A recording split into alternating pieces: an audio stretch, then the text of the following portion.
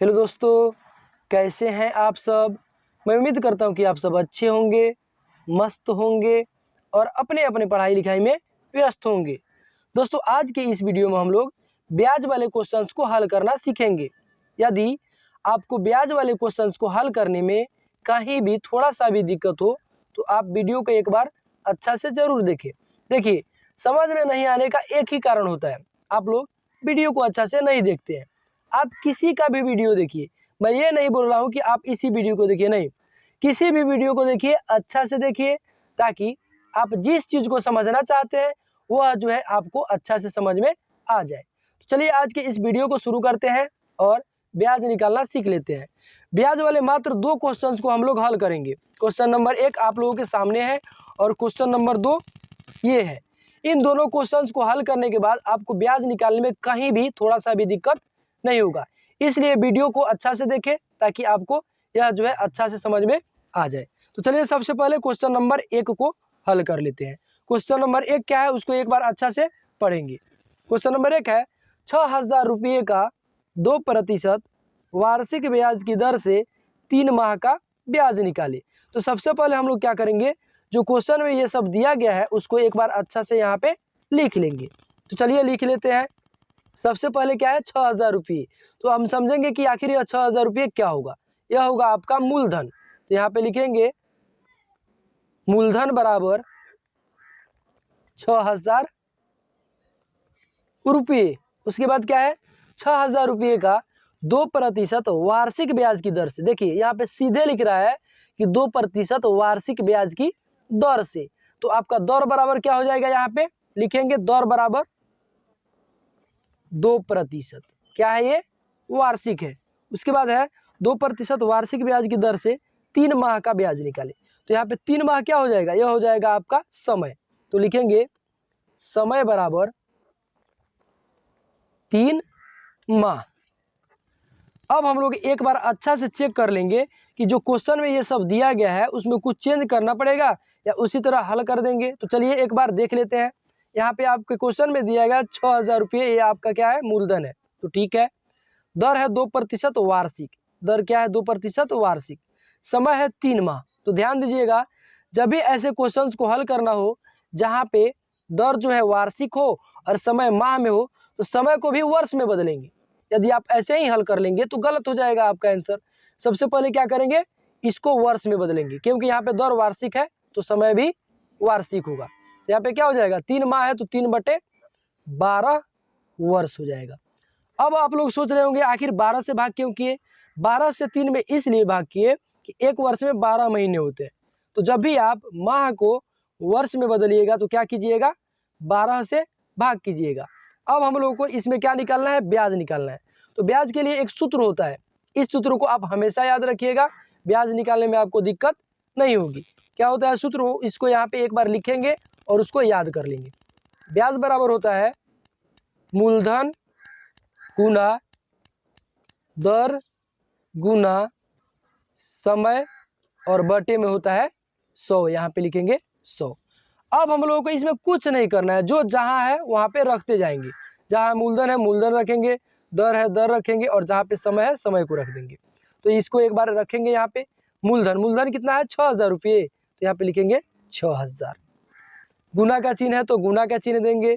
उसके बाद क्या है दर, तो दर कितना है 2% वार्षिक, तो 2 हो जाएगा। गुना समय है तो समय कितना है 3 माह यानी 3/12 वर्ष, तो यहाँ पे लिखेंगे 3/12, यहाँ पे लिख देंगे। और बटे में सूत्र से क्या है, यहाँ पे 100 है तो लिखेंगे 100। अब हम लोग यहाँ पे देखेंगे कटने वाला है कि नहीं। जो कटने वाला होगा उसको अच्छा से कटा देंगे और यहाँ पे जो आंसर आएगा उसको गुना करके लिख देंगे। चलिए इसको कटा लेते हैं पहले। यहाँ पे 0 है, यहाँ भी 0 है, तो 0 से 0 को कटा देते हैं और आसान हो जाएगा हल करने में। इससे यह कट जाएगा, इससे यह कट जाएगा। नीचे 100 था जो पूरा पूरा कट गया। ऊपर बचा 60 गुना 2 गुना 3/12। यहाँ पे 3/12 है, इसका मतलब हुआ कि यहाँ पे 60 गुना 2 गुना 3 ऊपर है और 12 कहाँ है, नीचे है। इस 12 को आप यहाँ पे भी गुना का चिन्ह देकर 12 लिख सकते थे, लेकिन यहाँ पे भी है तो कोनो दिक्कत नहीं है। तो इसको भी हम लोग क्या करेंगे, कटाएंगे। यहाँ पे है 60, यहाँ पे है 12, तो 12 से 60 कट जाएगा, इसको कटा देंगे। 12 कम 12, 12 पचे 60, 12 से 5 बार में 60 पूरा पूरा कट जाएगा। अब नीचे 12 था पूरा पूरा कट गया, यहाँ पे 100 था पूरा पूरा कट गया, ऊपर क्या बचा, ऊपर बचा 5 गुना 2 गुना 3, तो यहाँ पे लिखेंगे 5 गुना 2 गुना 3। अब हम लोग क्या करेंगे, इसमें गुना कर देंगे, 3 गुना कितना होता है 6 होता है, और 6 पचे 30, तो यहाँ पे लिखेंगे 30 रुपये। अतः जब आपका मूलधन हो 6000 रुपये, दर हो 2% वार्षिक, समय हो 3 माह यानी 3/12 वर्ष, तो जब आप इसका ब्याज निकालेंगे तो आपका ब्याज कितना होगा, 30 रुपये आपका ब्याज हो जाएगा। चलिए अब 2 नंबर क्वेश्चन को हल कर लेते हैं। इस क्वेश्चन को हल करने के बाद ब्याज वाले क्वेश्चन में आपको कहीं भी कोई भी दिक्कत नहीं रहेगा, इसलिए दूसरा भी क्वेश्चन देख लेंगे तो अच्छा रहेगा। क्वेश्चन नंबर 2 है, 19,000 रुपये का 5% वार्षिक ब्याज की दर से 7 वर्ष का ब्याज निकालें। तो देखिएगा उस क्वेश्चन में और इस क्वेश्चन में अंतर क्या है। उस क्वेश्चन में समय जो है माह में था, और इस क्वेश्चन में जो है समय क्या है, वर्ष में है, यही इसमें अंतर है। तो इसको कैसे हल करेंगे, यहाँ पे सबसे पहले क्या करेंगे, जो क्वेश्चन में दिया गया है उसको एक बार अच्छा से लिख लेंगे, जैसे हम लोग क्वेश्चन नंबर 1 में लिखे थे। हल करेंगे यहाँ पे इसको। सबसे पहले क्या है, 19,000 रुपये का, तो 19,000 रुपया क्या हो जाएगा, यह हो जाएगा आपका मूलधन। तो यहाँ पे लिखेंगे मूलधन बराबर 19,000 रुपये।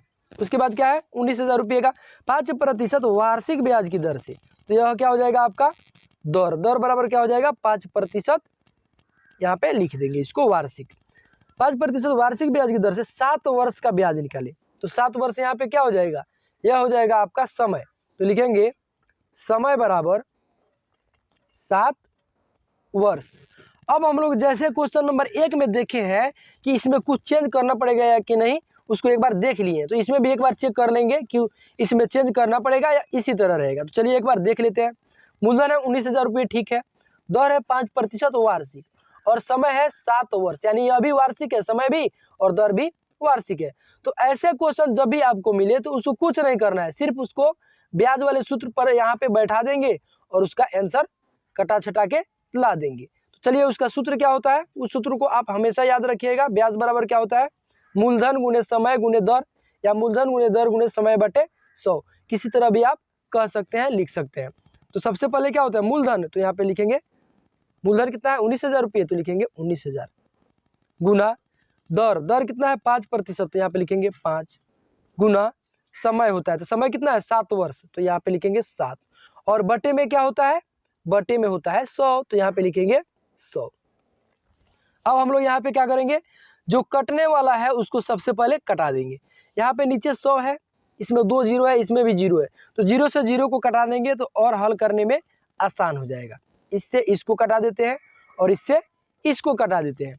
नीचे 100 था जो पूरा पूरा कट गया, और ऊपर क्या बचा 190 गुना 5 गुना 7, यहाँ पे लिखेंगे 190 गुना 5 गुना 7। अब हम लोग क्या करेंगे, इसमें गुना करके चेक करेंगे कि कितना आ रहा है। सबसे पहले 7 से 5 में गुना करेंगे, तो 7 पचे 35। अब हम लोग क्या करेंगे, 35 से 190 में गुना करके चेक कर लेते हैं कि कितना आ रहा है। 190 में गुना करना है 35 से, 5 0 0 5 9 45 के 5 हासिल 4, 5 एकम 5 और 4 9, 3 0 0 3 9 27 के 7 हासिल 2, 3 एकम 3 और 2 5 होता है ना, यहाँ पे लिखेंगे 5। इसको जोड़ेंगे कितना आ रहा है 0 5 9 और 7 कितना होता है 16, 16 का 6 हासिल 1 5 1 6।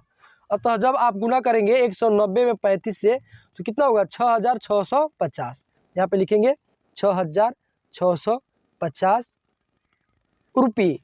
जब आपका मूलधन 19,000 रुपये हो, दर 5% वार्षिक हो और समय 7 वर्ष हो, और जब इसका आप ब्याज निकालेंगे तो आपका ब्याज कितना होगा, यहाँ पे 6,650 रुपये, यही आपका ब्याज हो जाएगा।